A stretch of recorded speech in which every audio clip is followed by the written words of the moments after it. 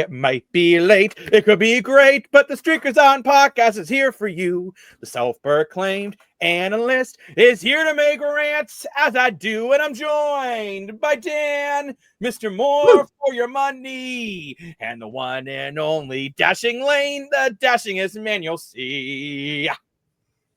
Welcome everybody to the Streakers On podcast. It is I, Jacob Moore, the self-proclaiming random singing sports analyst, joined by the usual suspects, Mr. More for your money, woo, and Lane Dashing Dashco. Now we got an action-packed show today, right? We're going to talk about some moves that happened in the CFL. Going to preview all the games coming up this week.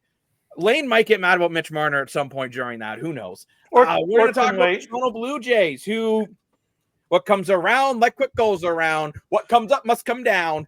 Having a split so far. Some news in the WWE, talking a bit about CFL Fans Fight Cancer, and so much more. But before we get into any of that, a returning segment is coming back.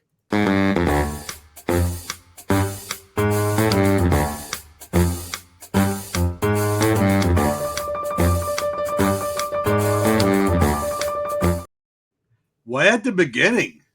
James Cook's contract is grossly overpaid. Gas or ass. Buffalo Bills to sign James Cook to a 4-year, $48 million extension, tying him among the top running backs in the league.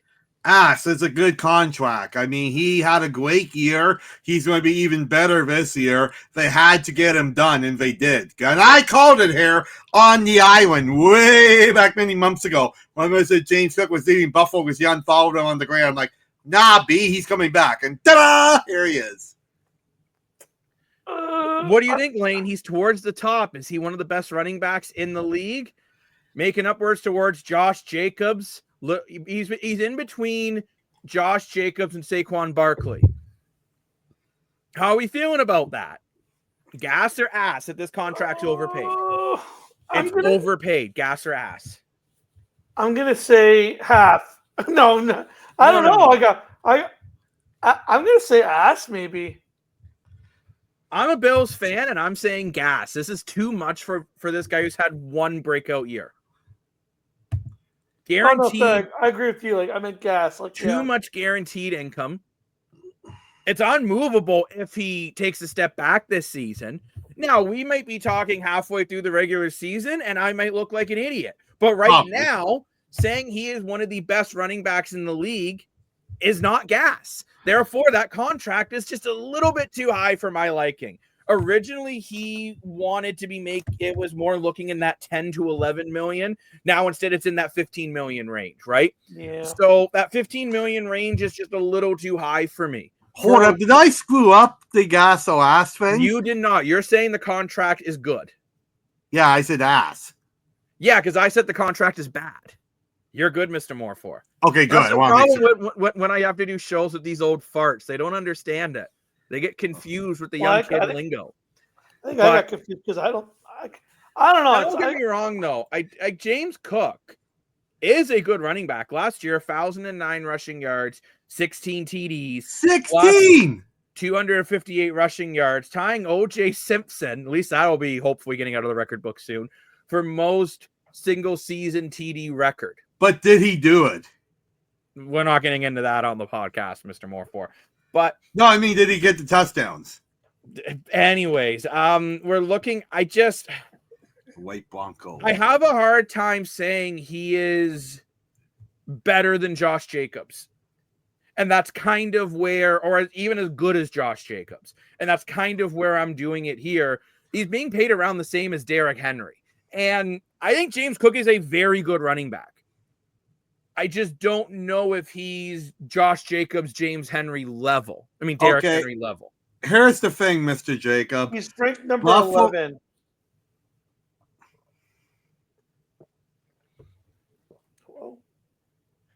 I don't know why that shocked Dan. He's ranked 11. But go ahead, Dan. Buffalo got rid of someone named Mr. Diggs. And ever since they got rid of Mr. Diggs, they don't have an all-star wide receiver. So they don't have an all-star wide receiver. They have an all-star quarterback. They need someone to work with that all-star quarterback, a franchise quarterback, best in the league quarterback. So they got one of the best running backs. Already have chemistry with him. And actually, it knows the city of Buffalo. He's not afraid to look out of a window. So he did it. They signed him up. Good deal. Who else is going to go to Buffalo, Blow? A lot of players want to play in Buffalo for I like looking out my window. At the end of the day with James Cook, he just, and again, my comment could be ass 6 months from now. But right now, I have a hard time saying he's comparable to Josh Jacobs, because I think Josh Jacobs is one of the most underrated running backs in the NFL.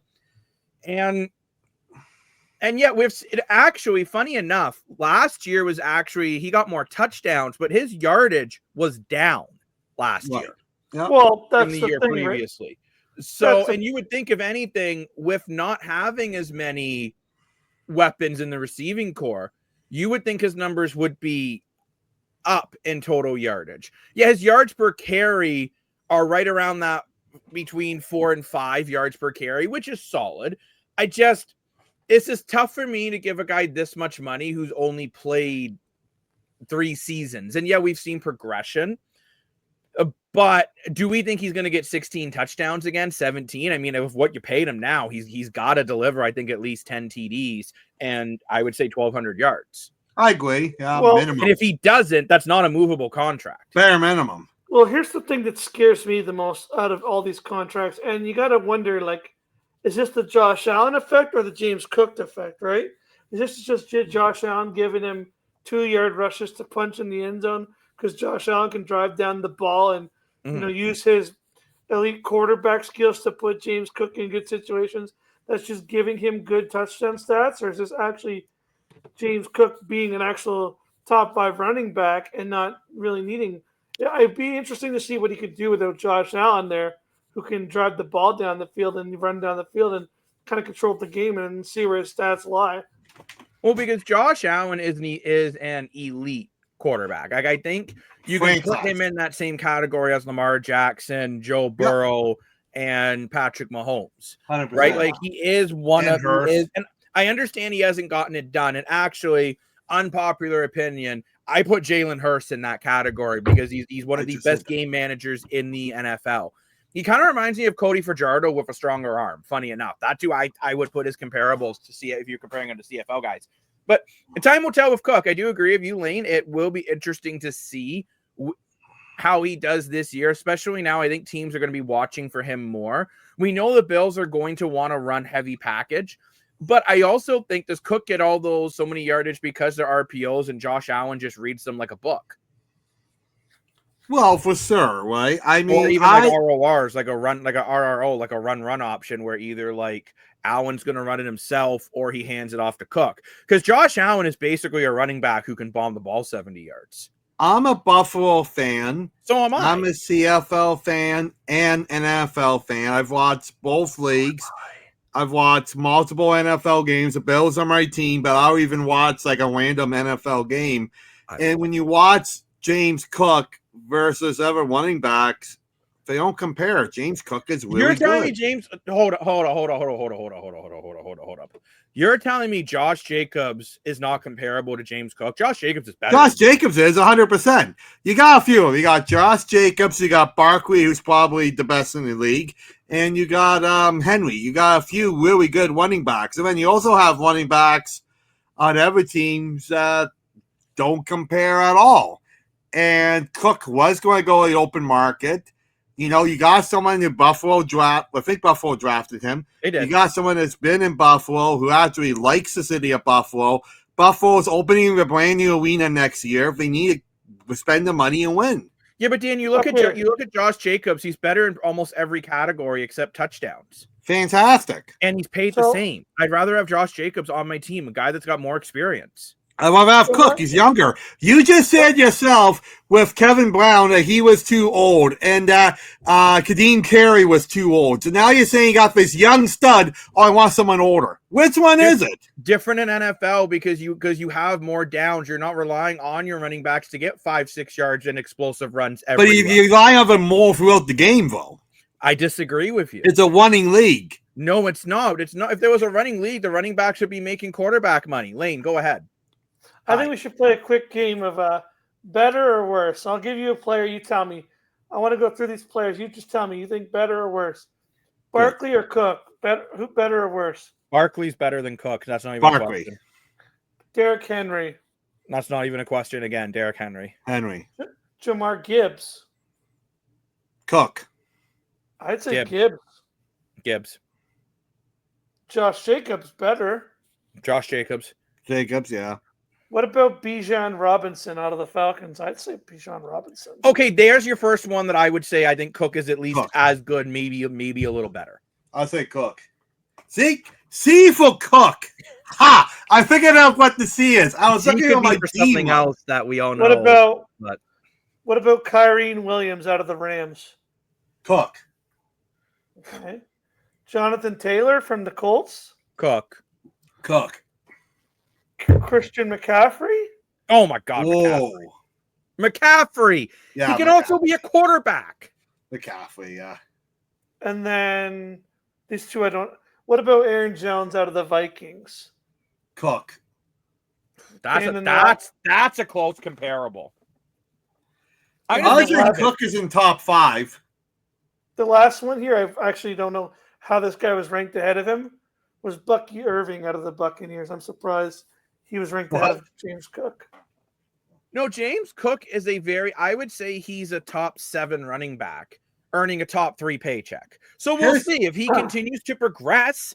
That's it's a my 4-year argument. deal, and that is the thing with a contract like this. This contract in 2 years is either going to look great or it's going to look terrible. Actually, I'm going to bring him up. It's like the latest Mitch Marner contract. It's either going to look great for Vegas or it's going to look like dog poop. No, I was going to pair it to the Vladdy contract because everyone said that Vladdy wasn't going to re-sign, and I called it and said he would. And they did re-sign the last minute during the season, which they said he wouldn't. And whether he can keep it up or not, we don't know. But this year, the Jays are really good, and you got to argue it because of Vladdy's commitment to the city of Toronto. Vladdy's hitting a 300 average. He's got 19 home runs. He's got 68 RBIs. He's really made some incredible defensive play this year. Yeah, but I think they're underperforming, to be honest, for what they're paying him. Oh, but Shep's playing better than him. Can't even have a contract. And you can argue George Springer's been their most consistent hitter there. But we're talking Blue Jays later. Barger's been better than Guerrero.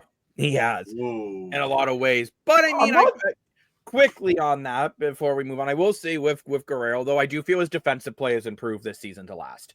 You're seeing him stretching out to make better plays at first base, more accurate catches, he just looks more confident on first base. So if he's lost a little bit offensively to gain it defensively, let's go back to Leafland. It's kind of the argument Lane made about Austin Matthews to Mr. Moore for. When Dan goes on, Austin Matthews is grossly overpaid, but then Lane points out Austin Matthews has become better defensively than he's ever been.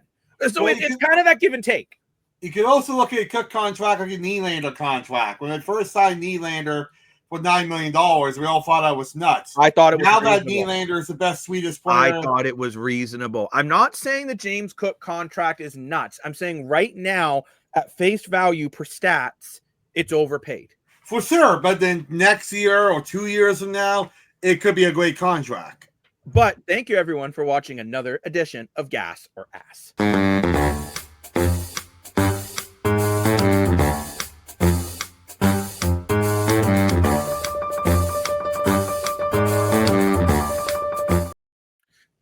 Now, before we get into this week of CFL, I want to recap our power rankings.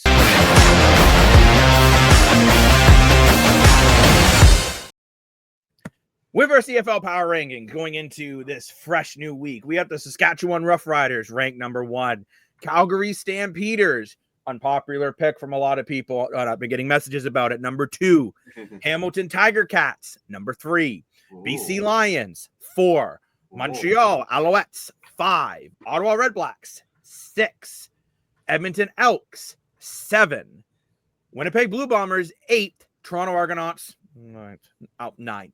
Now, if you might be wondering what people have been arguing with me, people say Hamilton should be 2, Calgary 3, and BC should be 6. Montreal should be 7. I've seen 6. And people are saying Edmonton should be 4.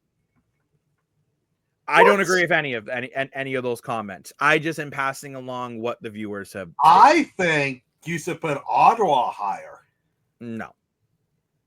You could put them above Montreal. I'm not. Yeah, they beat the Argos who can't defend a kick return to save their life. Like, I'm sorry. Yeah. I love my Argos, but we're double dog poop lately. But Soup dog. the Argonauts, I've certainly not given up on the year. They've been busy. They just signed up Branden Dozier, 5'11" DB, 201 pounds. Played 4 games with the Ticats this year, making 13 tackles. And get this, a special teams tackle. Whoa, what's that? Argonaut players are asking. He was released earlier this month. He played for Calgary between 2021 and 24, making 183 tackles. Again, 34 special teams. Holy moly, that's more than we're going to see all year from the Argonauts at this rate. 3 sacks, 2 interceptions. So I like this signing by the Toronto Argonauts. Smart. It's bringing in some depth to that DB group that I think's been, let's be honest, it's been lacking. And hopefully he can bring something to the special teams unit because the special teams have been struggling. We have. And we all said that we're going to see a shakeup happen this week. And there's been some shakeups. We've seen a few guys cut, few new guys been brought in. This is just the latest move by Toronto. Remember I said I think there's going to be some changes, and bringing in a guy like Branden Dozier is definitely a change. Not the change I was expecting, but a change that I like to see. I think he does add some depth to the defense. 100% yes. Now, another guy that got picked up on Wednesday is none other than Cameron Dukes. Yeah. Remember, Cameron Dukes was Toronto Argonaut last year. Actually had a pretty good season, completing 71.9% of his passes, 1,444 yards, 7 touchdowns to 6 interceptions. Not a terrible ratio. He also had 57 rushes for 321 yards and 4 TDs on the ground. He has just been picked up by the Montreal Alouettes. He was, 3-2 his record? I believe so. I think so. This tells me, so McLeod's been put on the 6-game injured list. And there's already speculation. Is he actually injured, or is the CFL pulling a Vegas Golden Knights and Tampa Bay Lightning and just throwing them on the 6-game injured list so they don't have as money against the cap so they can bring in someone better? Because MVT, look, I like the guy. I really do, but he has been terrible. I ranked him as one of the worst quarterbacks in the Canadian Football League on Tuesday, which next week we'll get into the best and worst defensive players in the league. We don't have time. We're not doing that tonight? Not tonight. We do not have time. There's a lot going on in sports. But maybe we'll do that on a live show for poops and giggles. But I like this move to bring in Cameron Dukes because they're bringing in a guy that's been able to win some games in the CFL, right? And let's be honest here. Caleb Evans will start this week for Montreal. You're not going to throw Cameron Dukes in with no practice. But you are kind of reminding Caleb Evans that, hey, if you play bad, Cameron Dukes is coming in play. Now, my question, and I'm going to throw this one to Mr. Lane, because you know what? He's sitting there very poised. Dan was yawning, so he's not ready for a question. Lane, do you think this means that Davis Alexander's not even close if they went out and got another quarterback? 100%. There's no way. Davis Alexander may not even come back the rest of the season. Whoa. Well, because Jason Moss also said it in an interview with Third Down Nation that even when Alexander's ready, they're going to give him one more week. So that tells me he's got to stay a minimum 3 weeks more. So that means at least 4. So when we say 4 weeks, Montreal can't go 0-4 in those 4 weeks. So they have to bring in. They could, but, we don't know. What if there's another setback, right? Like, well, that's 4 weeks the thing, if everything right? goes well. Because, again, Montreal may end up losing their season over playing Davis Alexander that one game against Toronto. And I understand that was a big it was cute. In that game, you win the season series. I understand excuse me, I understand why that was such an important game. You get choked up about it, boys. I am. I'm emotional. That's my former teammate. That's my quarterback. But I'm actually a big supporter of Cameron Dukes. You know, him and I have chatted back and forth on social media in the past. Who, Cameron Dukes? Individual. Same with friends we sit with at the Toronto Argonauts games. He signed kids' jerseys for them. Like, he is a really good human being.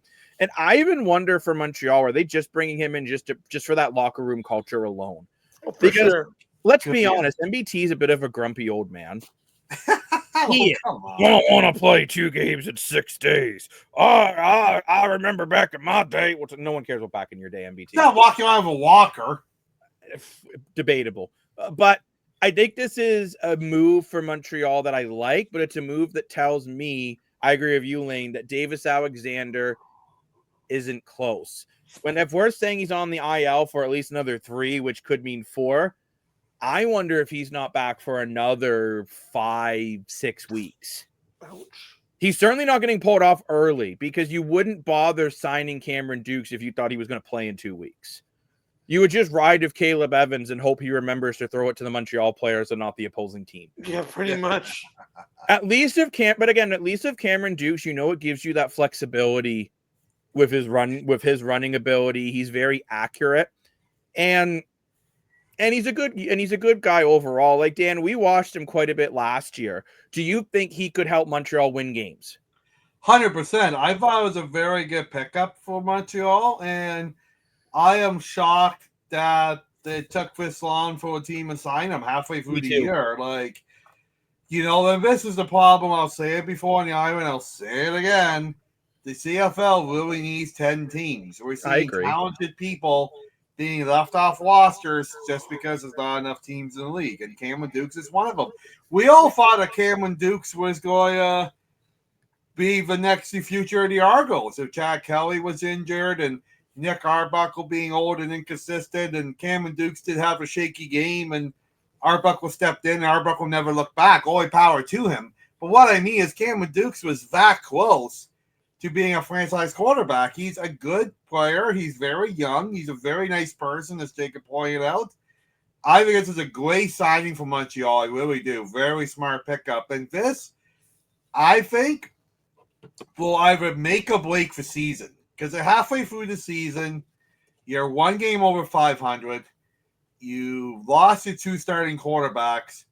If you go under 500, Hamilton keeps winning. Hamilton's surpassed you. And Toronto figures out how to cover special teams. Ottawa's won 3 games now. I mean, if you're only won 5 games, Ottawa has only won 3. So if you go 0-4 in the next 4 weeks and Ottawa goes 2-2, well, Dan, never mind that. Toronto, crazy as it sounds, if they go 2-2, and Montreal goes 0-4, they're only 1 game behind them. Right. So, but then you got Edmonton with the crossover. For Montreal, though, I doubt he'll play this week against BC, but you could see Dukes play against Winnipeg the following week. And funny enough, Cameron Dukes has actually had some success against the Winnipeg Blue Bombers. Yeah, he won the games he won was Winnipeg last year. So all I mean is, I think this is definitely this is just a smart insurance policy. Truthfully, I've been saying for a while, I thought the Winnipeg Blue Bombers were going to go get Cameron Dukes. With Chris Trevor can't throwing a ball much past 10 yards, Zach Collaros not being able to read a blitz, the OC not understanding that Zach Collaros can't read a blitz. I really thought they would have went out and picked up some insurance and maybe even just a young guy with some potential. But instead, Montreal did that. But speaking of Winnipeg, they're going to have to be without defensive back Terrell Bonds, unfortunately, for the rest of the season. Bonds announced it on Twitter. And on Instagram, or Instaham, as I like to call it. You know, ham steaks can't go wrong. But my 2025 season is over. Surgery was a success. 2026 will be my best year on everything. So we know Terrell Bonds is done, meaning their superstar kick returner is now taking his place, who has been great at kick returns, but defensively he's getting cooked. This could be a problem for Winnipeg because your offense isn't scoring much either. Dalton Schoen's not close to coming back yet. And Zach Collaros, like I said, can't read a blitz. By the efficiency rating, he's one of the worst starting quarterbacks in the CFL this year. Dan gets so triggered every time I say it. They talk about young millennials get triggered. Well, Dan's at the older age of millennials, and he's still triggered by it. Well, I was just going to say, I can't figure out for the life of me what Winnipeg's doing. If they didn't spend to the cap, if they sell out every single night, you see merchandise of Winnipeg Blue Bombers all over the whole country. And they're hosting the Grey Cup. They argue it would be a dynasty. They made it 5 years in a row. If they made a 6th Grey Cup in a row and won the Grey Cup in Winnipeg, and they're 3-6, like 3 wins out of 6 years, you could start arguing dynasty. But right now, they're only 1-2-5. Right now, they're actually, that'll be another, I guess I'll be a gasser ass for another week about the Winnipeg Blue Bombers, a dynasty right now. But at the end of the day here, you know what? Losing Terrell Bonds hurts. You still do have time to try to pick someone up before the trade deadline, but there's not a lot of trades in the Canadian Football League, so I'm not expecting it. Time will tell there, but those are kind of your main moves that have been going on. And I do want to quickly mention before we get into our NFL, right now, CFL game preview, back to the NFL a little bit with Elginson who played Canadian University football, did actually get a preseason start in the NFL last week. Yes. First Canadian grown-up quarterback to get a preseason start since the 80s in the NFL. So congratulations, this young gentleman on the Packers. I hope he can crack a roster. He does not call Canada unforeseen speed bump, which is nice. So, sorry, Nathan Rock. I'm not over that. But let's move on now to the Canadian Football League here. And we got a lot of games coming up, but I first want to start off with the game on Thursday. That's today. It is. Oh my gosh. Lane has a calendar. He is right. It is. I don't. Good for him. Neither do I have a calendar on my phone, but the Ottawa Red Blacks calendar. I give him credit. We had the Ottawa Red Blacks taking on the Winnipeg Blue Bombers, and I think we could argue these are two teams going in the opposite direction right now. Ottawa's won 2 straight, mind you. Probably aren't thrilled about everything. You know, letting Nick Arbuckle basically look like one of the most accurate quarterbacks ever isn't exactly what you want. But they found a way to win because Drew Brown just turned into Peyton Manning and threw 5 TDs. Winnipeg is the complete opposite of Ottawa. They're finding ways to lose, not finding ways to win. All I've seen is everyone go on and on about Toronto blowing a 22-1 lead, which is terrible. But Winnipeg blew a 17-0 lead. And they blew it with less time on the clock. That's also terrible. This quote-unquote elite offense scored 10 points after they went up 17-0. And they just look like dog poop. So you're looking at Ottawa, too, that's been running, has finally remembered that they have a running back in William Stanback. Their offense is looking electric, and I think Winnipeg looks shaky. Could we see Ottawa try to put together a 3-game winning streak? Or do you think Lane, you're like adamant. So you think Ottawa is going to come into this game very hungry? Oh, 100%. You know, you're coming off of a winning streak. You just came off of a huge win in Argo land where you sent a bunch of Argos fans, including these 2 gentlemen, crying back on the go train. You're We had very cranky Jakey that night. I bet. But yeah, no, but in all seriousness, no, I do think you're riding kind of a high right now. You know, Drew Brown's finding his game again. You've got going against his former team. Right, going against his former team, and just I think Winnipeg is heading in the downwards direction. I don't know how you lose this game. This feels like it's on a silver platter for you. I'm going to make a very unpopular statement. That's what I love to do. Winnipeg is regretting so much sticking with Zach Collaros over Drew Brown. Numbers don't lie, people do. And Drew Brown, over the last 2 years, I know Zach Collaros got them to the Grey Cup last year before he did what he has done in the last 3 Grey Cups and just played terrible. But at the end of the day, Drew Brown has been better last year and a bit than Zach Collaros. You have Zach Collaros who's closer to the end of his career than his beginning. And I think Ottawa has found their franchise quarterback. Yeah. So let's be honest. I think Drew Brown's going to be hungry to beat his former team. Winnipeg just doesn't have the defense that they do anymore. that they used to, but you know how I've said you can't count the Argos out because they've made it to, over the last 3 years, they've been pretty well dominant.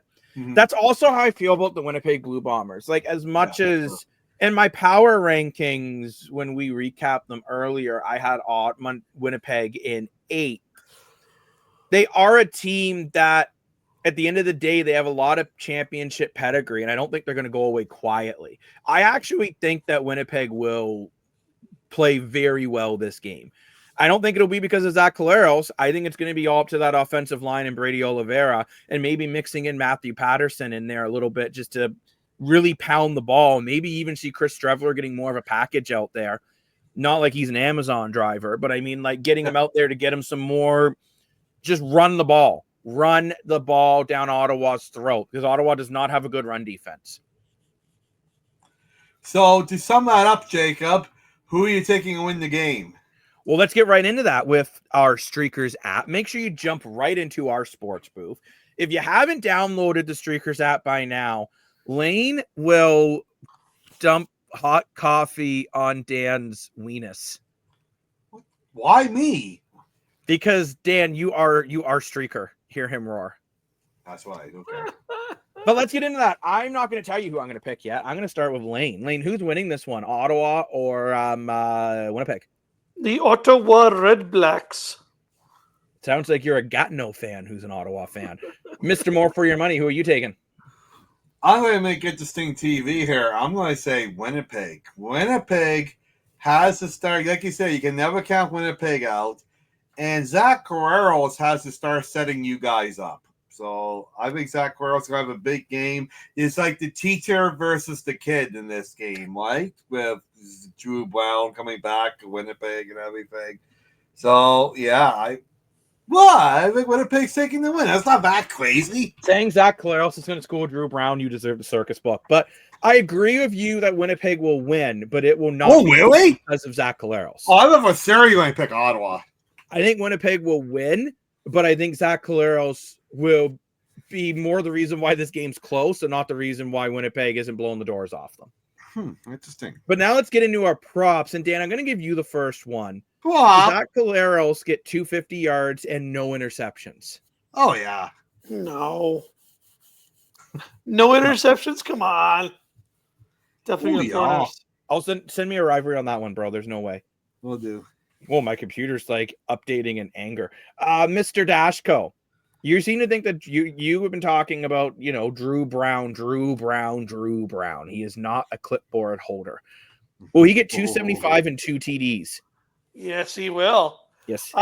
He will. You can even change it. I think he gets 375. Whoa. Wowzers. I just made a mess of my trousers. For my prop for this one, I'm taking Brady Oliveira for 88 yards. I think this is going to be a big running game. And you know what? Because I'm the self-proclaimed sports analyst, I'm taking 2 props today. Ooh. And I'm also going to say Eugene Lewis at 69 yards and a TD. Ooh. Yes, 69, Alex. I know that's the number you always want me to use for every prop. So 69. Alex who? Alex U boo-hoo. I'm not saying his last name. But now let's get to yes or less. 48 points total. Yes or less. Lane. 48. Tough number. That's less. Lane's going of less. I'm going yes. More for? I don't know. I think we have to know. Figure it out. I think Zach Collaros is going to have a good game. I think he's going to win, but I don't think it's going to be a shootout. I'm going to say less. Remember, 48 each team. If each team puts up 25, I know. It's a tough number, right? But Winnipeg's defense is really good, and they've been kind of. No, it's not. Well, I know. They're not good this year, but I think eventually they're going to have to step it up. And this was about the time last year when Winnipeg started shaking around. Because at this point this year, Winnipeg was like 2-6. And then they started creeping around for Labor Day weekend. And we're right before that now. and they squeezed into the playoffs, and they made it to the Grey Cup for a 5th time. So let's move on now, though, to the Toronto Argonauts versus the Edmonton Elks. And yeah, just want to say first off, everyone on the CFL panels have taken Edmonton in this game. The Elks, I think, have been playing, even though they're only 1-3, I think they're playing well. Cody Fajardo, whether you like Trey Ford or not, Cody Fajardo has been the spark that team needs. He has been a huge spark offensively. On the other end, you have the Argos, who offense is not the problem. And I am so sick and tired of people saying if Chad Kelly was back, this team would be better. They wouldn't. We'd maybe have 3 wins instead of 2. Mm-hmm. That's kind of my look out on it. Arbuckle has played very well. He's ranked mid-pack for most quarterback rankings, and he's having a pretty good year. But I think this is the game, honestly, both these teams need. Yeah. Because Edmonton in the West has got a harder road than Toronto in the East. Yeah. And remember, we talked about it last week. Edmonton's Eastern trip is really important. Mm-hmm. But if you're Toronto, I hate saying it, if you go to 2-8, obviously this team won't give up. But I think at that point, the fan base will start to look at next year if they drop to 2-8. And I think Edmonton will be the same way. Actually, if Edmonton drops to 2-8, I wonder how much more games Cody Fajardo will get. Not that it's his fault, but just because they might try to see what else they have in the system. And I'm not even saying it's going back to Trey Ford. It might be going to Snyder or maybe a guy on your practice roster. Maybe they trade Cody Fajardo if he doesn't want to stay here long term. Wouldn't it be hilarious if Montreal traded Cody Fajardo, got Cody Fajardo back? But Lane, do you kind of see what I'm saying about this for both of these teams? That this game's almost your season. Well, 100%, right? Like the Elks finally might have something going with Cody Fajardo. It feels like, they haven't gotten the results, but this has been a team that's stuck around all year, and they have been in games. Like, even though they're losing a lot, this team is a team that has shown a lot of promise. Just never been able to find it, and it feels like they're finally starting to get onto something. And for the Argos, it's been a season you want to forget, but at the same time, it's like, anything's, as Kevin Garnett said, anything's possible. And apparently Jason Tatum said that. Yeah. But no, but I mean, like, you never know, right? Maybe one win with Arbuckle, you turn it around, get some momentum under your buttocks. But well, and my whole thing too of Nick Arbuckle, I think his last 4 starts, he's played really well. Oh, I agree. I actually feel so bad for Nick Arbuckle because everyone's going on about Chad Kelly or Cameron Dukes. If Nick Arbuckle played, if Toronto got this quarterback play last year when Kelly was out, they would have been the best team in the East. Yeah, exactly. Like, seriously. So it's one of those situations. You got to feel for Mr. Buckle. But buckle up. For Toronto, I really think you made the statements you made to the media. So especially now, Wynton McManus, I love him, but he better show up. After his statement kind of agreeing with Ryan Dinwiddie talking about there's pretenders in that locker room, they cut multiple players. They added in some new players. Guys like Wynton McManus, after those statements, and I'm going to say Ryan Dinwiddie too, you better not lose this game off bad coaching decisions. Because if you're going to make those statements, you better be able to back it up, right? It's kind of like when Mark Messier guaranteed the series. Imagine if he didn't win that series. He wouldn't be known as the GOAT. He'd be known as the dope, right? And that's kind of what it is right now with, and I love Wynton McManus. Like, legitimately, like, he is one of my favorite players, not just for the Argos, one of my favorite players in the entire league. Yeah. But, you know what, listening to his presser afterwards, now he wasn't quite as energetic, we'll say, about it as Ryan Dinwiddie, but he did agree with him. So, talked about maybe the locker room's got to stop being nice and holding people more accountable. So he better be accountable. Wynton McMahon, it's like as fired up as Dinwiddie is when he saw all that snow. Yes, he does not like snow, we learned. But now let's jump back into the streak. Or don't actually jump into your phone, because like I don't want to have to get anyone a new phone. Boom! Ow! Well, that was really dumb of Dan. He just smashed his head off it. Probably cracked his screen. But who wins this one? I'm gonna start with Dan. Argos or Elks? I said it before on the island. I'll say it again, but this time I mean it. If the Argos don't win, the season's done. They have to win. This is a statement game. And if they don't win, maybe someone like Dimlitty's done. So they gotta win here. I'm taking the Argos. Lane, who are you going to be in Hamilton jail? No, I really don't want to go, especially at 12:23 on a Thursday morning. But no, I don't know how you guys haven't learned your lesson yet. Edmonton Elks are winning this game. I told you guys I don't believe in this blaming one side of the field. It sounds like at least when they tried to blame the shootout guy, or even when they tried to blame the video review guy, or they tried to blame the training coach because he didn't bring the broccoli to training camp. I don't care. There's something going on that team. If you don't want to address it, they're not addressing it. They're just making excuses. I don't care. Elks winning this game. Oof. I'm taking the Argos because I feel after how much they crapped the bed in the last one. You look at how bad they were against Montreal, how much they crapped that game out against Montreal. Yeah. Then they won against Winnipeg. Yeah. So I think after a game that ended that terribly, I think Toronto will find a way to beat Edmonton and keep their season alive. I have a question for you, Jacob. When you said the panel all went Edmonton in that last game, the game between between Ottawa and Winnipeg, did the panel all go one way? No, it was 50-50. Okay, interesting. But now let's get into our custom props. And I'm going to start this one off with Mr. Dashko. And since you don't seem to have faith in this Argo team, do you think the Elks will be able to create 2 turnovers? This is something they've not been able to do all year, is create multiple turnovers. Actually, the Argos are known for turning the ball over multiple times. So what are your thoughts on that one? 2 turnovers created by the Elks. Maybe not maybe 1, maybe not 2. Okay. I say no. Mr.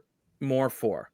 Yes, sir. The Toronto Argonauts have not been able to run the ball to save their lives. No. But I think it's something they might try to do against this Edmonton team that's not the best at defending it. 77 rushing yards for the Argos combined between Buckle, McMahon, and whoever the third string will be, probably one of the new guys they brought in. Who's Buckle?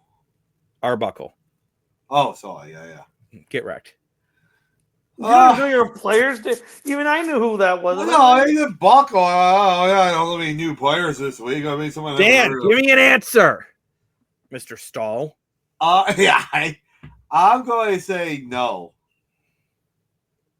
I am an Argo fan, but I gotta be realistic too. Okay, I would definitely challenge you on that. I think the Argos will actually finally get this running game going. I like McMahon, I really do, but since he changed his name, he hasn't been playing as well. That's not the reason. Now you sound like Edmonton fans of Eskimos and Elks.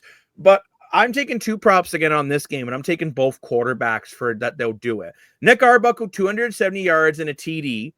Cody Fajardo, 280 yards and a TD. I think both of these guys will get it done.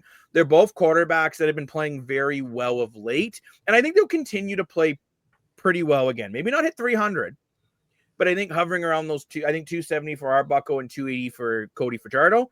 It's very realistic. Buckle up! Buckle up! But now let's play yes or less, which I did not put a number in the script for some reason. So now I'm just going to come up with one. 51. Ooh. That's quite high. I'm going to say yes. Dan, what are you thinking? Yes. There's going to be a bit of a shootout between these 2 quarterbacks. I'm going to say less. Ooh. I could see it. We'll hover around like low to mid 20s in points. So I'm going to say less on that one. But let's move on now to oh boy, 2 of the best teams in the league. 2 are in the top 3 in the power rankings. The Hamilton Tiger Cats versus the Saskatchewan Roughriders. I don't know what a Rough Rider sound makes. What did the panel say?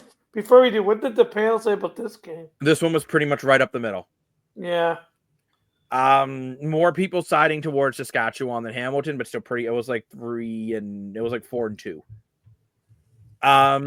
So Hamilton has been the best team in the fourth quarter in the CFL with a 44-point plus differential in the fourth quarter. This time last year, they were minus 56. Damn. So that's been a huge change. But for Hamilton, Casantonis and Jamal Peters both probably aren't playing in this game. Those are two huge losses. And no Wooden. For this Hamilton. And no Wooden's a game time decision, funny enough. Is he? I don't think he'll play. I'm hearing he's more going to be back closer to Labor Day, of course. But no, I honestly hope he gets back nice and quick. But you're having the two best teams in the league, and realistically, this is a quarterback showdown. The two front runners for MOP. Farhan Lalji tweeted out on Wednesday that if the MOP was out now, it would be Trevor Harris. Rick from the Hamilton Sports. Great. Yeah, I was just going to give him shout out. You didn't. He is saying that that's crazy, and it's clearly Bo Levi Mitchell. So this is a game I think could actually legitimately determine the MOP. Yeah. If both these quarterbacks continue to play the way they do.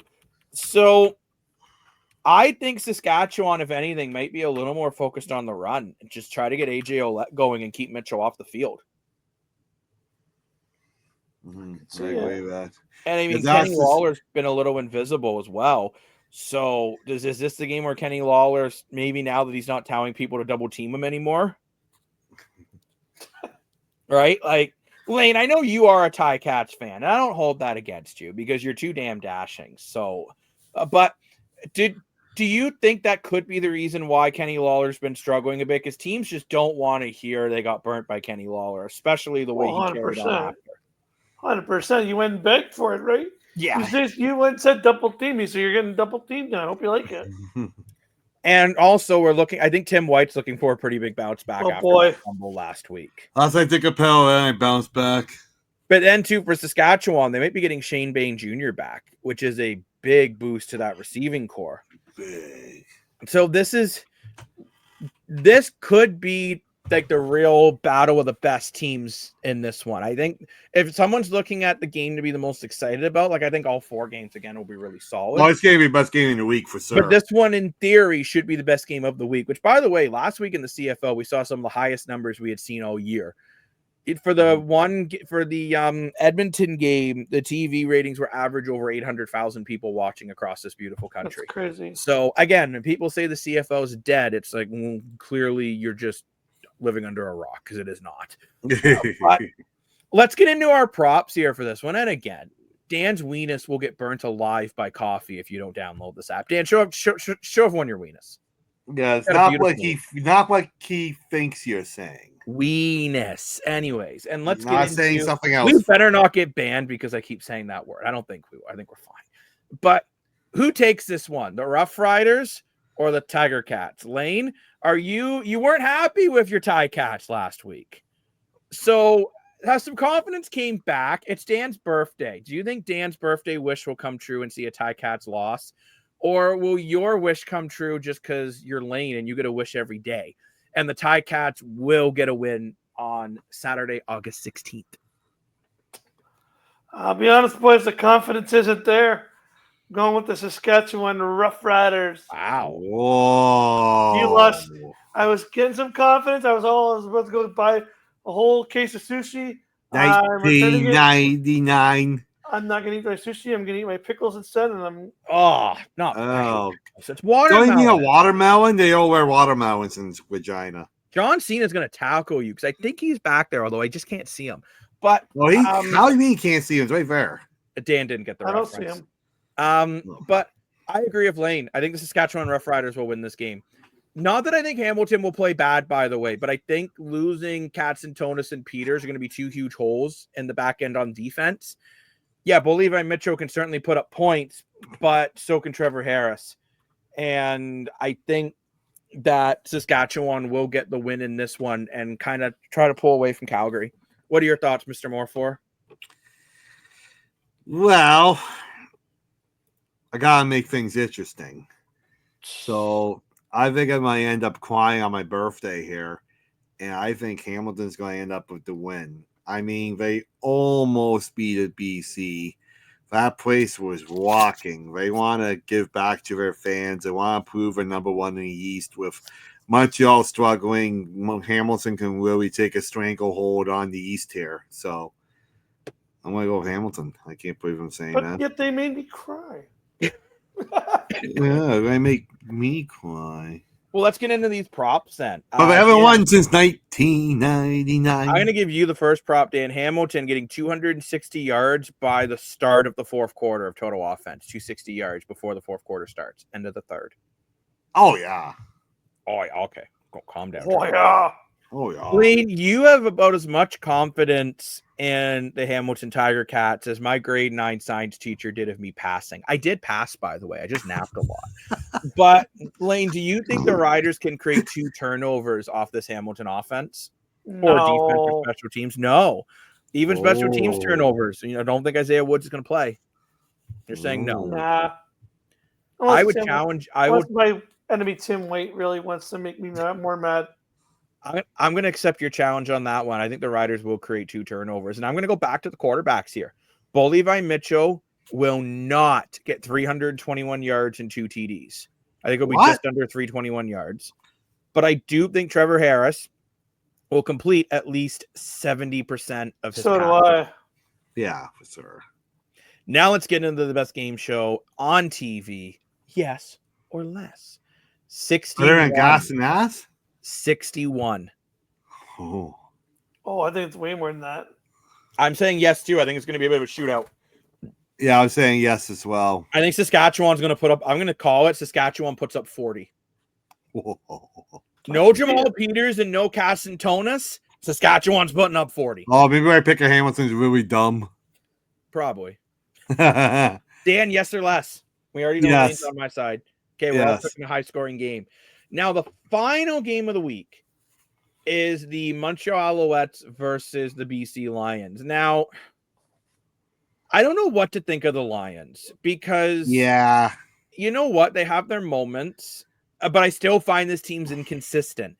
Now, it sounds like if you live in Vancouver and you're not going to this game, I don't know what you're doing with your life. They have a car show. They have a supercar show where it's like they're having a I forget the dealer group, but a dealer group's bringing in like Maseratis and Ferraris and Lamborghinis. 150 cars. Plus 150 car show. First 7,500 fans are getting BC Lion dinky cars, like the little like Hot Wheels. And you know what, too? You get to go watch a BC team that whether they win or lose, they're not boring. And you get tickets to the PNE, which is kind of like the CNE for out west. So, I mean, like you look there, and this is one thing I've said about Amar Doman that I really respect. He is one. Yeah. I wish every owner was. I wish Amar Doman just owned the CFL because he'd be a great commissioner down the road. I could see that for sure. Because he really is more energy. That is Amar Doman, and he's really trying to get the fans out in BC. But you're having a BC Lions team that found a way to beat Hamilton, which I would argue Hamilton found a way to beat Hamilton in that one with the critical errors at the end. But you're looking at Montreal, who's 1-4 without Davis Alexander this year. MBT struggled last game, but Caleb Evans actually played pretty well.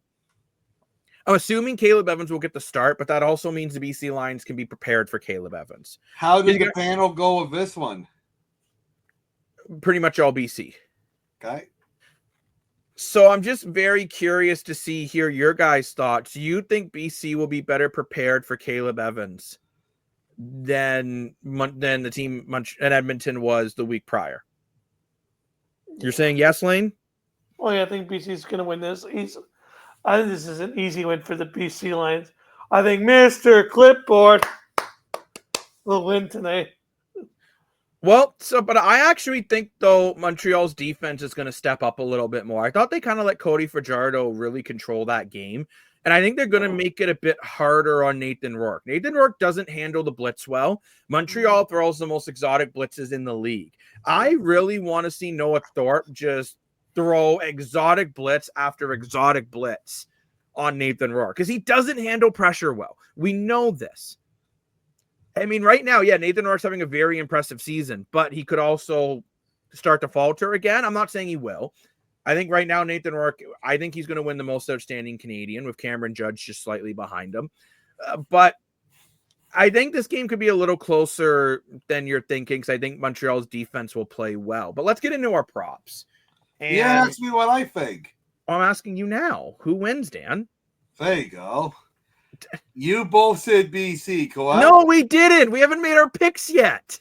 Oh, okay, never mind. Open your eyes. Open your ears. They are open. Hear me for all to hear. Mr. Morfor needs to sleep. He should chug some more coffee. I am open, bro. He needs to chug some He's jug. open. Wow, Dan's a restaurant. So, Dan, who are you taking in this game? Well, who are you two taking? We haven't said yet. Well, then you two can say. Fine. BC. Lane says BC. CB, BC, whatever you want to. I'm also saying BC, but Lane's calling it to be a gong show. The I British think it'll be Columbia. Dan, who are you taking? Montreal. I'm going to go off the board. I think Kevin Evans looked pretty decent last game. Montreal's defense is legendary with Lemon and Oakman up there.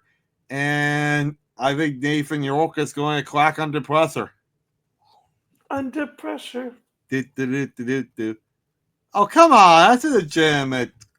That's not in thing. French. I don't know what that says.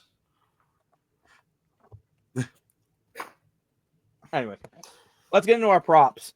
Dan, I'll let you go first. Alouettes passing offensive Caleb Evans. Can he hit 245 yards? Had 114 in the second half. No. You're going to say no. I agree with you on that. I think he'll be around 190.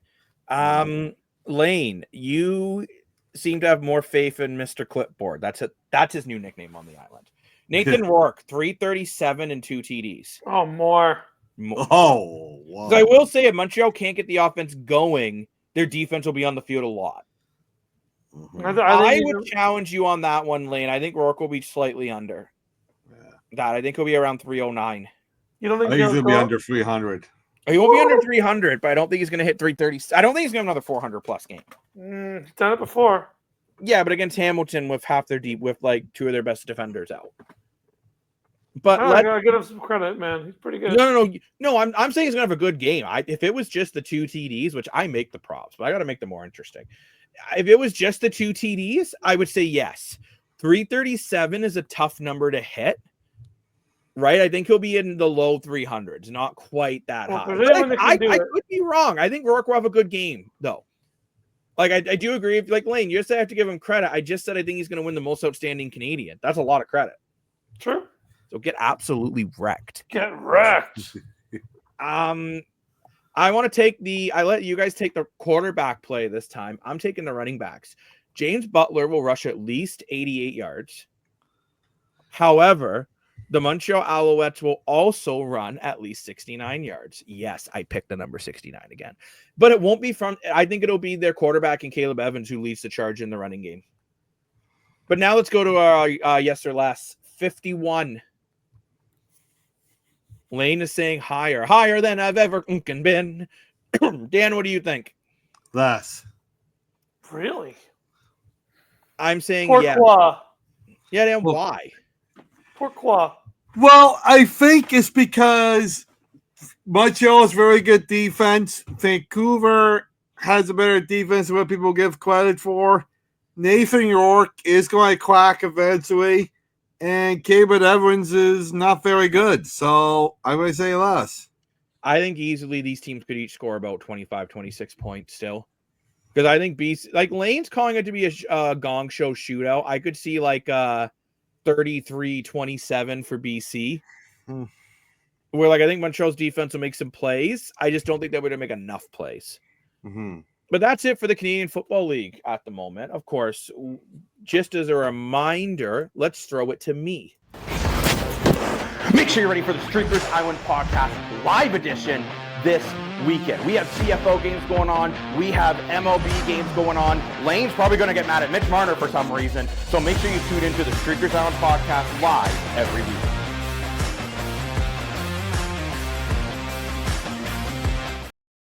That's just a quick reminder that we will be live for pregame and post games for probably every game this weekend starting on today. So make sure you're locked into the Streakers Island podcast social medias. But let's get into the Toronto Blue Jays here now. And some good news besides of the Jays playing like poop on Wednesday. So George Springer has cleared concussion protocol and will start his rehab assignment on Thursday. That's huge. That's going to help this team a lot just for some depth. Oh, for sure. Huge. He's been a really big piece to this team this year. So you think about, we're starting to get over the hump of the injuries. Bieber was up pitching in the bullpen yesterday. You have Gamendez actually playing the game now. Great defensive player. That's huge too. And now Springer's getting really healthy. He's arguably your best hitter. So this team's going to start looking good again pretty quick. Well, yeah, I think Springer's going to help. I don't know if he fixes every issue of how the team's been playing of late, but I do think he helps. He brings in some veteran leadership. He's taking a little bit of pressure off some of the middle of the pack for the batting. Now, who comes out? That's my question. Probably Luke's. No. Yeah, probably. I think it'll be Barjo. No, France. Ty France, I think will be the That's one. what I was going to say. Ty France. I think he'll come out because I also think when Springer's back, I think he'll be DHing, not playing in the outfield to start. Right, yeah. Because you don't want to push it too hard. But I think the Jays, you know what? They've split the series one apiece against a good Dodgers team, right? And the Cubs. The Cubs, sorry. Thank you very much, Mr. Morfor. It's okay. This is what happens when we record shows at the crack of dawn. But you know what? We look at the Blue Jays so far in this series, and the first game they did a really good job at finding ways to score. Yeah. The second game they found a really good way of finding a way to strand players on base.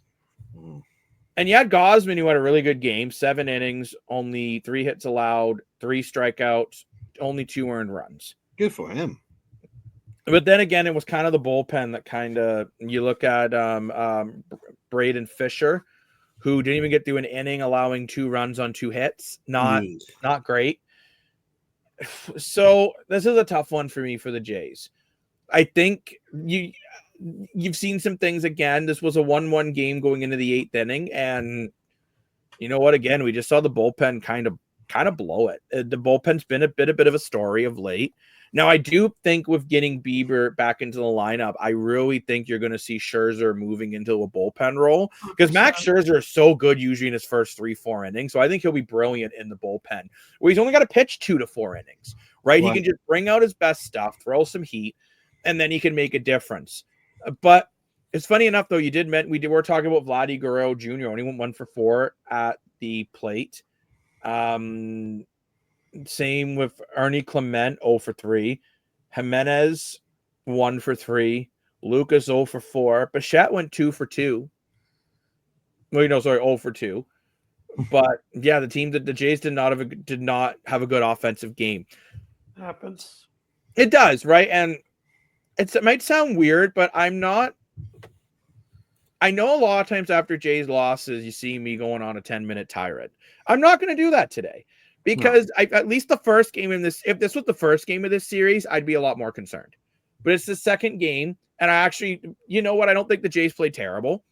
The Cubs are a good team too, right? Like the Cubs are 58-51. The Jays are 70-51. They're not that far apart at all. They're not. So really not. It's very competitive. Be a split going into Game 3. Mm-hmm. Now the big thing is, can the Jays, close it out with a win? Because you have the Boston Red Sox, they did lose yesterday to the Astros, so that helps after demolishing the Astros in a 14-1 game on Tuesday night. Mind you, they did lose the overall series to the Astros, so this is a chance for the Jays to win their series and, you know what, get a little bit of a spread again. So in case you didn't know, the Streakers app has the MLB in the app. Right? If you don't know the logo, look at Dan's head. Don't look at his weenus anymore. Look at his head. And you'll see the logo as he's pointing it to it. Kind of like if you've watched The Voice of Blake Shelton, you go like... That's where I got it from. I can't do the finger thing that he does. But let's get into this game. Who wins the final game of the series? Cubs or Jays? Lane, who are you taking? I'm going to take the Jays. I'm going Blue Jays. You know what? I think we're going to be boring because I think I already know what Dan's taking, and I'm also taking the Jays. I think the Jays will bounce back and get the series win because I think they're playing some good baseball right now. Dan, are you taking the Jays as well? Yeah, we're at home. We do very well at home, and I think we're going to take a pill and bounce back. I also think if people are spending like well over $100 to sit in the 500s, they need to play a better game. Yeah. So let's hope they do. But let's get into our props. Will the Jays starting pitcher 51% of his pitches be strikes? Lane, what do you think? 51? Yes. Scherzer likes to pound the strike zone, so I'm going to say yeah. Okay, you're saying yes. Mr. Moore, the Jays could not hit the ball to save their life in the last game, but do you think this game will be better? 9 hits. Yeah, I think we can do that. I don't think they will. I think it'll be around 6. But I'm going to take one on the Dodgers starting pitcher. I mean, not the Dodgers, the Cubs. Wow. C-U-B-S, Cubs. And 88 pitches from their starting pitcher. I'm going to say no. I think the Jays are actually going to chase them out kind of early. I think they're going to get the bats going. And you're going to see the Cubs pitcher maybe only go 4.5, 5 innings. Probably pitching around high 70s, low 80s. I don't think he'll get to high 80s. And for the fans at home, I have a prop for you that no one else here should answer. Dan, Lane, I'm looking at you two. Don't answer. Will the Cubs get 4 runs before the 6th inning? That's the prop for the fans. But now I'm adding yes or less to baseball. 7 total runs. Yes or less. 7? Lane, yeah, 7. 7. Yeah. More 4? Yes. I'm going to say less.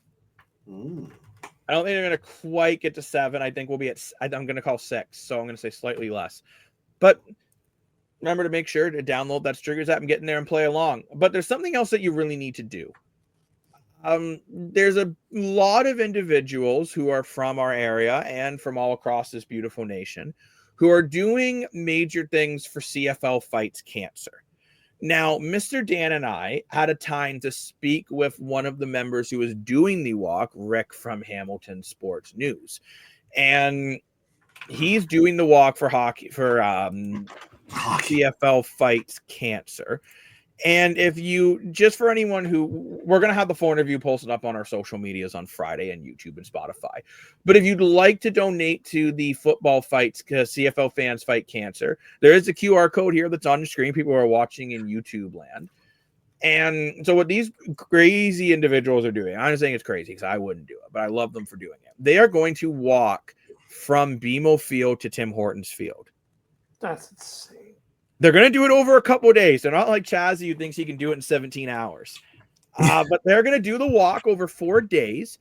And we're going to catch up with them throughout their walk as well and see how it's going and make sure people you are donating. And what's really fun about this, if you go into the Donate Now tab, you can actually see which fan bases are donating the most. So currently right now, it's the Toronto Argonaut fan base in the lead. But at least we can lead something in the CFL. And they're leading with the Hamilton Tiger Cats close behind. But, man, you need the West to step up here with Edmonton and Winnipeg and BC. Montreal, too. Montreal as well, yeah. So, but I think this is really cool. You know, it's a fun way for fans to kind of have some friendly competition while raising money for a great cause. And just remember, too, that, you know what? We're going to have this full interview up on our social medias and Spotify on Friday. I just have to do a little bit of editing, get that one ready to go. We interviewed them on Wednesday night. So, yeah, just make sure if you haven't checked their website out, it's CFL Fights Cancer is their website. And they also have merch as well. So if you have a chance to check out their merch, they have they have the t-shirts, they have pins, and they have hoodies. I love their logo, by the way. Their logo with the heart, half football with the cancer ribbon. I think it's pretty sweet. Much better than Half Horse, Half Man by On Company Time. No, that's a and you can get song. it in black and pink and all the way up to a 4X. So if you're nice and fluffy like I am, you can still pick up an awesome sweater and help a great cause. So again, make sure you're heading over to their website, and we will have the full interview up on Friday. But do you know what's not Friday right now? And right now, we need to talk to Lane about the WWE. And Lane, I'm curious what you think about them expanding their footprint in Europe. Oh, it's on August 31st. They couldn't do it on my birthday on the 29th. They knew they couldn't upstage the sports analyst. But Lane, how are you feeling about them trying to do more outside of North America? Well, they've been doing this for a while now, ever since the Triple H regime, just kind of expanding what they would call their, let's be honest, these are their B-tier pay-per-views. Okay. But these aren't the pay-per-views they mostly focus on. These are more, I would say that they still get focused and they still get a lot of attention, but they don't get as much attention as the WrestleMania, the Royal Rumble. But they are doing some of those shows out of North America too, and this is something that, back a few years ago before the allegations we were talking about, Vince McMahon would never do this. He would focus on America. It was America only. Every show is in America. All the, the marketing. But now with this whole, global scale and TKO, and they want to expand this product with the UFC, who just actually made a big deal today as well. And now WWE's got deals with ESPN. They got deals with Netflix here. They're really trying to expand this to worldwide here, especially everything's on Netflix, so you can watch it in Canada, China, Japan, Italy, Spain, wherever you so desire to get this content, you're watching it all on Netflix here. So I think it's a smart idea for them to keep expanding into these different countries, go to these, and you get the crowds in these arenas, man. Like, we're so spoiled here in North America. Sometimes you watch a wrestling show in Columbus, Ohio, and the crowd's sitting there like, okay, whatever. But when they're in like Italy, it's like, oh, whoa, yeah, because they don't get it a lot, right? So when they get to see someone over there that you can't see, Mr. John Cena over there, they get so excited to see him because they don't get to see him as much as the North American crowd. What if we make them all this close? Oh my goodness. Now we legit can't see him. Oh, where'd he go? This is He's weird. still there. But yeah, no, I think it's a great idea for them. Yeah. It's something they've been doing for a while now. They've had some big shows. This is actually the second technically Clash in Paris. They had a Backlash show in Paris not too long ago, and it was it's a very fun show. The crowd's hot. Something that's so fun to watch. The crowd gets so loud you can't even hear the commentary. So I'm assuming it's going to be another fun show. There has been 3 matches announced for that show so far. Although what I heard is we're not sure what has happened, but Naomi, the women's champion, is supposed to be out of action for a long time. There's been rumors of pregnancy, but I don't want to get into it. There's a big podcast revealed, with her and her husband. So we don't know the news, but that's been the rumor going around that they're going to reveal that they're having a baby. But again, I can't speculate. That's just been what's been in the news. So her match might get canceled for her women's championship. John Cena is going to be facing Logan Paul in a singles match. Wow. And Seth Rollins, who I am was able so sick of Logan and Jake Paul. He's good, man. He's good at wrestling, man. He's good at wrestling people that are old enough that they should be going to a senior's home. Jacob, you watch Logan Paul matches; they're good. But oh my God. And then the last match has been announced is Seth Rollins, who you remember, the guy who threw his crutches down, is going to be facing CM Punk, Jey Uso, and LA Knight in a 4-way for the World Heavyweight Championship. Wow. A lot going on. That's a whole other rant about the Paul brothers, but it sounds like there's a lot going on in WWE. It sounds like at least they are trying to. Funny enough, we're seeing more sports trying to expand. To NBA and the NFL both talked about putting permanent teams overseas. Maybe Logan Paul is a future Gas-O-Ass. Well, yeah, I mean, he fought Mike Tyson. It was literally in his contract that if Mike Tyson won, he'd get paid less. So, I mean, now Logan Paul, don't sue me. He's been threatening to sue anyone who isn't believing that he is a legitimate wrestler or boxer. I don't see how you can sue someone for having an opinion. We live in a free society, Mr. Paul. But really? No, we're not getting into that, Dan. This is not a political show. We are not sponsored by any political party, and we can't be. But we could be sponsored by Great Value Water instead, because I drink a lot of water. But no, it sounds like, Lane, they are trying to do more overseas. As you said, this isn't the first time they've done it. So I'll be very, very curious to see how the clash in Paris takes off. It is interesting. You said, though, it's more the B market pay-per-views that go over there. But I guess if that's all they get, they're excited about it, right? 100%. Sir. It's kind of like how, sure, the Toronto Maple Leafs don't play in London, but the London faithful loves the London Knights. Yeah. So I am, you know what, I'm excited to see that. Lane, I can't wait to hear all your thoughts about that match on the 31st. And again, it's great that we're getting more wrestling on the channel. And it's, remember, too, Lane will have a show soon called Let's Sports Talk with Lane. And there'll be a lot of wrestling in there for all you wrestling mania, wrestle-acts, or whatever you call yourselves. There's also another big update as well going on that happened actually today. Karrion Kross. Yeah, happened today. Karrion Kross, who just was released, actually came on a sports talk with Ariel Helwani as they were talking about his contract. Now, we all know in WWE, not everything you see in here is real, and we don't know what's real, we don't know what's in the plans. But he was on a podcast today after being released a day before his contract expired, and Ariel Helwani straight up asked him if this was a work or this is all fake. Kross was very honest, replying, "No, I'm not answering questions today in my character." The reason for his release was unclear, and he had becoming very, very popular over the last few months. Fans had been reaching out on Twitter and on the show, claiming that they want to see him featured more on the product. They were holding up "We Want Kross" signs. They were buying his merch. They were getting involved.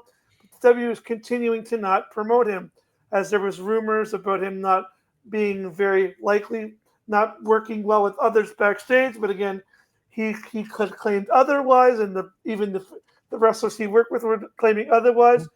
Again, today he was saying they did reach out to him on Tuesday, August 5th, to talk about a new contract, but when he asked questions about it, they did not give him anything back or not really any answers about it, and then they rescinded their offer. He also revealed his wife, who he works hand in hand with, and this is something I want to ask the Moore brothers about. So him and his wife, his Scarlett, they've always been together on shows. He was asked he wanted it guaranteed in his contract that not only would he be able to come back, but his wife came back. And that seemed to hit a bumpy road where they said, "Well, we're focusing on you. We'll get to your wife after." And he did not like that, as he's been dealing with some issues with the company. So he was like, "No, I want to guarantee her I'm not signing." Again, right now, it doesn't appear that Kross is with WWE. He has stated very many times that he would like to stay there. He's been returned once under pretense, been fired and come back. Maybe there's a path back, but as of right now, it doesn't seem like it is a scripted work, as they have taken all the merchandise off. They even went as far, and I'd like to know Jacob's opinion on this. They even went as far as to went on Apple Music, Spotify, YouTube, and anywhere there's audio platforms, and deleted his music rights. So you can't even find his song. Wow. So that sounds like he's fucked.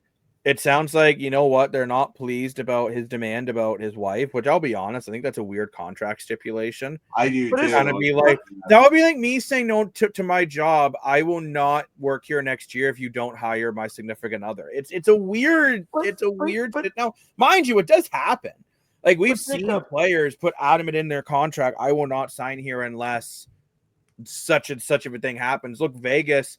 Part of his contract with Phil Kessel was all you can eat hot dogs. That was a weird part of his contract. Jacob, but imagine you and Dan worked like in every where you went, like your TV, everywhere you went, you and Dan did things together, and you, Dan, were always the reason. Like when he helped you with production, he went there and helped you set up the truck, and he was always with you from the day you got out of college. He's been with you behind your back, and I would have a lot more gray hair if that was the case. I do get what you're saying, Lane, but at the same time, a business, I feel, has the right to be like, no. And Lane, you can correct me if I'm wrong, but where else can wrestlers really go if they don't go to the WWE?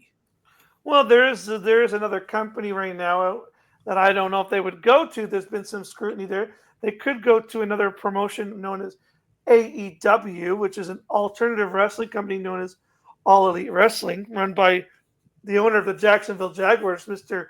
Tony Khan, or the Khan family. They could also, the rumor is that he might go back to a company called TNA Total Nonstop Action, which is actually technically under the umbrella of the WWE and TKO product. So he could go back there, work there for a bit, maybe prove the higher ups wrong, and still be connected into WWE, where if he's able to go there, work his butt off.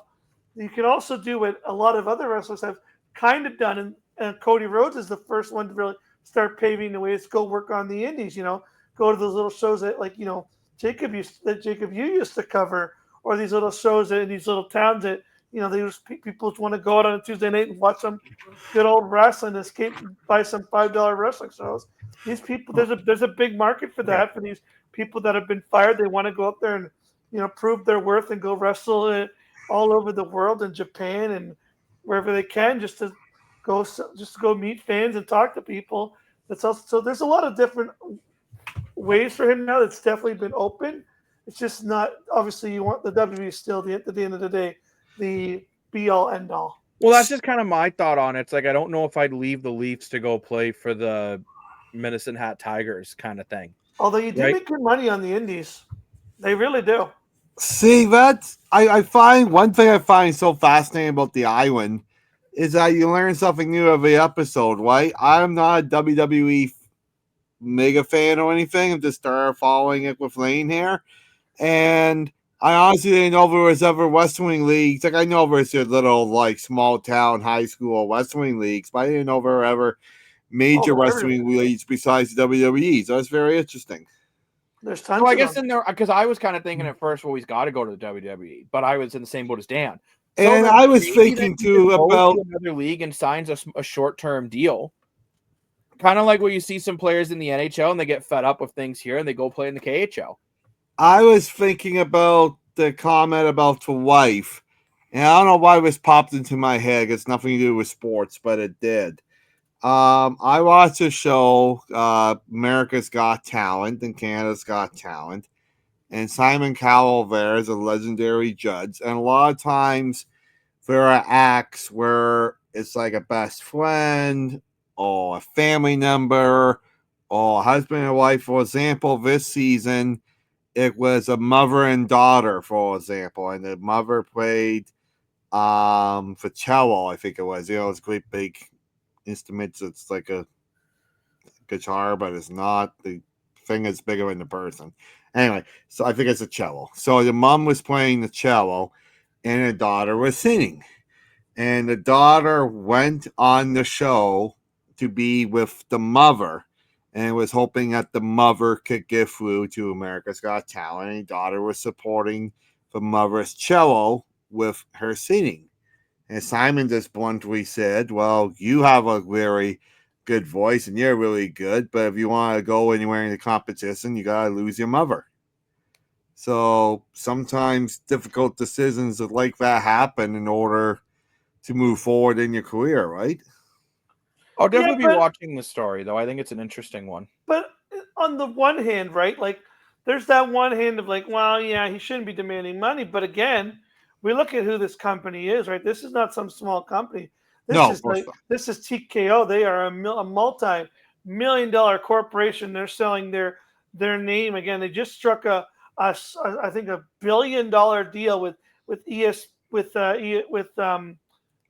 Paramount for their UFC product. They just struck a big deal on ESPN for their new direct-to-consumer market for the NFL Red Zone Network, and now the WWE getting paired into that. This is a company that puts their advertising on rings. They're doing things that WWE never did. They're selling every square inch of the ring. You want to put your ad, you want to put the Streakers app on here, you go ahead. You want to put, Coca-Cola on here, go ahead. They're putting their products everywhere, right? And for them to not be able to, work with their talent, and they've done this now before, where they kind of leave it till these last minute negotiations, where they're not really giving talent the sort of the respect that some of these people deserve. They're leaving it right down to the last second and making them feel like, well, if you don't sign this, you're out at the door.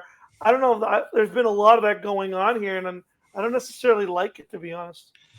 Well, we see it in all sports. But it's also a business, right? And I mean, I think they have to do what they think is best for their business. But I do find it a little petty that he's taken all this guy's stuff off the social media, off of the internet. 'Cause it's petty on both sides. Because like now the WWE is losing money off that. That just doesn't make any sense to me. But well, for sure, it's like how we started the show with the James Cook contract. You and Chazzy all fought because James Cook unfollowed. Chazzy's not even here. Well, I don't think Lane was on the island at the time, but you guys fought because James Cook unfollowed the Bills on social media that he wasn't going to sign back. I said, yeah, he's going to sign back. It's part of negotiation tactics. It's like how when Gladdy said I won't negotiate the contract during the season, and when the training season happened in Florida and Gladdy still didn't sign, again, you and Chazzy and Lane, I think, was on too, thought that it wasn't going to happen. And I said both times on the island that Flatty will sign during the regular season, and he did. And I said Mr. Cook will sign a deal in Buffalo and start following him on social media again. And well, you know what happened. Okay, so Dan, I'm gonna throw it to you. Do you think Karrion Kross and his wife can find a way back to WWE?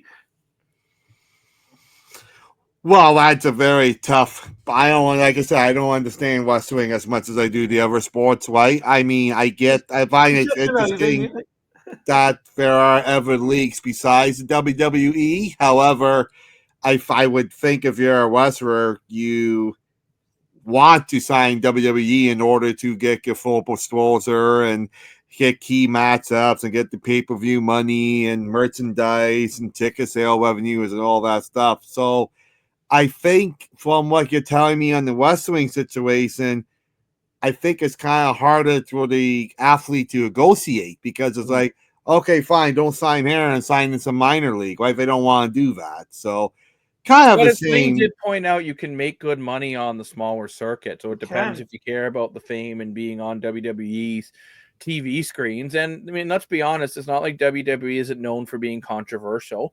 Maybe some of these wrestlers are going to move on and find something new. So we'll definitely be keeping a close eye on this because this is I'll be honest, this is a more interesting topic than I thought it would be. I'm just going to keep it's really I kind of thought, like, why do I care about this guy and his wife? But now I care about this guy and his wife. So I'm exactly where this goes. And I'm sure Lane will keep us updated on it. But I do want to move on to our second gas or ass.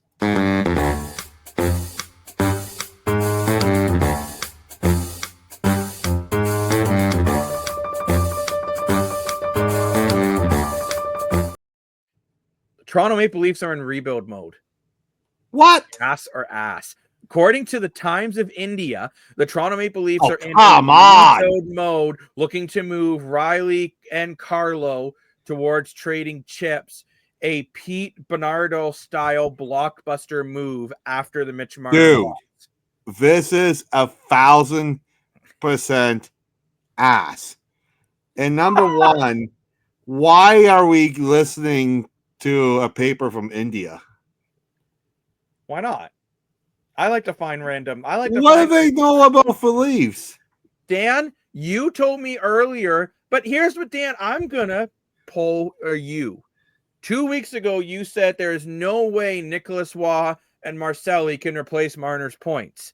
If you don't think they can replace their points, then they're in a rebuild. If you don't think this team can recuperate over 100 points in offense, you can argue that they're in a rebuild mode. No, they're in a retool mode. Those guys are not going to produce as many points as Mitch Marner.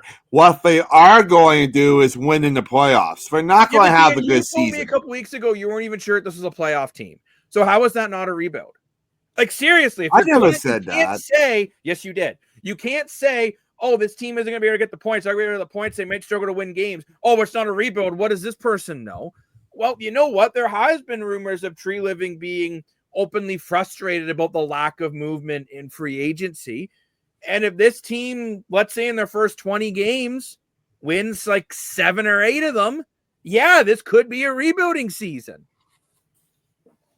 I'm still going to say that's an ass take, but it's a half-ass take. We'll call it a half-ass. The donkey is between the kitchen and the boardroom. Lane, what are your thoughts on this? Gas or ass? It's ass. I don't know why we keep coming back to this. They can't trade Morgan Riley.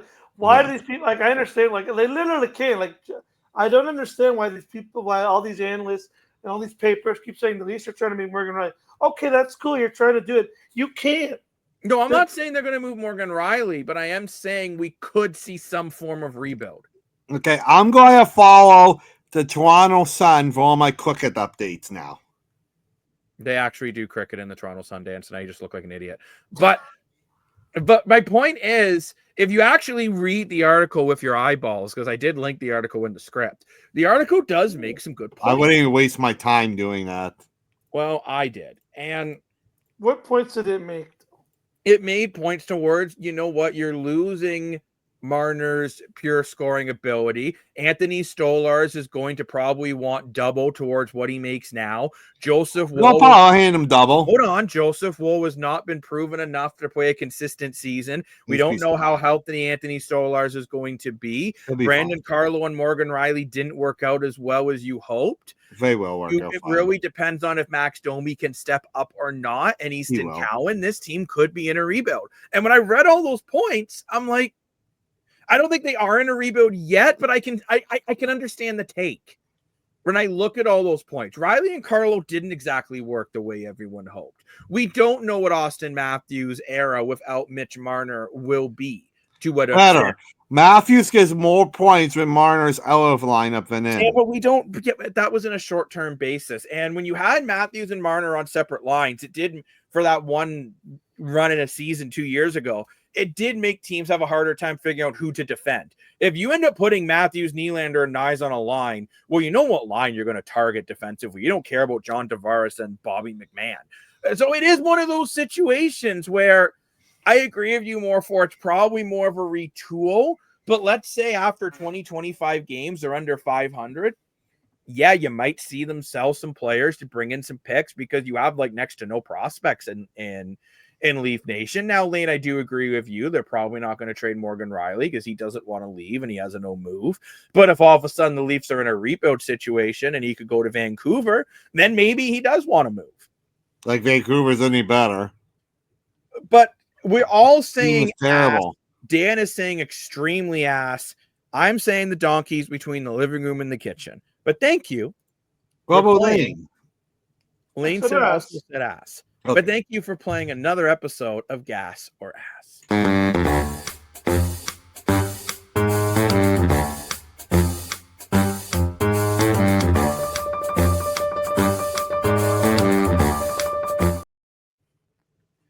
But now it is time we wrap up the show. But before we go, Mr. Moore always has his island mindset. So, Dan, please take it away. The floor is yours. Thank you, sir. We mentioned it a little bit earlier in the show about the CFL Fights Cancer. I think it's a great movement these guys are doing. I saw them on TSN last year, and when they did things, we were at the Labor Day game when they walked and everything. I think it's a really cool idea. I think it's great how they break it down in multiple days so that people from the community can get involved in little bits as they want and can meet them in person to donate cash and stuff too. They got great swag, so buy the swag to support it. And what Jacob didn't mention earlier, just going when he saw on time, they're at 20% of their goal right now for $20,000. They want to hit $100,000. Because last year they hit 75,000. They want to hit 100. And each year they support specifically different cancer charities in different cities, depending where the Grey Cup is being hosted. So last year they helped a charity in Vancouver at cancer. This time it's a charity in Manitoba. And all the information is on their website.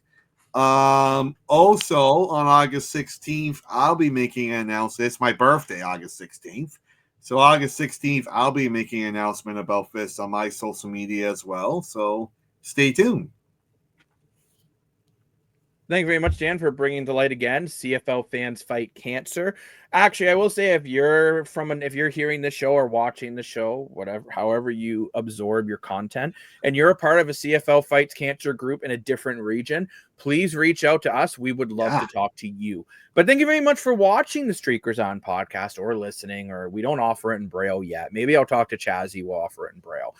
But we've had another great episode with Lane Dashing Dashko and Mr. More for Your Money. Before we go quickly, I will say the Canadian women's basketball team in the Global Jam won their first game, doubling up. So congratulations to you lovely ladies there with your big game. And can't wait to continue to see what Canada basketball has in the future on the women's side and the men's side, because there are two sides to the basketball and both have some very talented players. But thank you very much for watching. I'm the self-proclaimed sports analyst, joined by the most dashing man you ever see in StreamYard, Mr. Lane Dashing Dashko. And the man that if you give him 26 cents, he'll turn it into 38 cents. Mr. More for Your Money. Woo! Thanks for watching, everyone. Oh. Can't see me. And, of course, joined by John Cena and the StreamYard Duck himself, who's just chilling in our football. Does anyone know what StreamYard is? Everyone knows what StreamYard is. We'll see you guys later for the pregame between the Ottawa Red Blacks and the Winnipeg Blue Bombers. Bye-bye.